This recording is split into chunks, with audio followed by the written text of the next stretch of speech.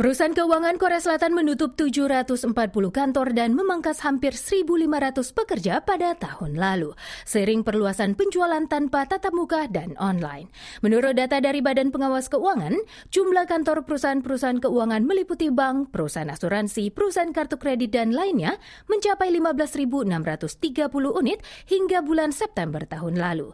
Jumlah tersebut berkurang 740 unit dibandingkan bulan yang sama tahun lalu.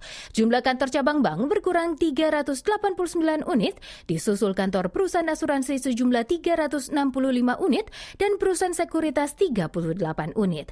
Namun, jumlah kantor perusahaan manajemen aset justru bertambah 77 unit. Jumlah karyawan di perusahaan keuangan hingga akhir bulan September tahun lalu mencapai 386.288 orang, berkurang 1.498 orang dibandingkan satu tahun lalu. Jumlah karyawan bank dan perusahaan asuransi berkurang hampir 5.000 orang. Namun jumlah karyawan perusahaan sekuritas dan perusahaan manajemen aset meningkat lebih dari 2.500 orang. Berkurangnya jumlah kantor dan karyawan ini diakibatkan oleh peningkatan urusan perbankan tanpa tatap muka atau online sejalan dengan digitalisasi perbankan.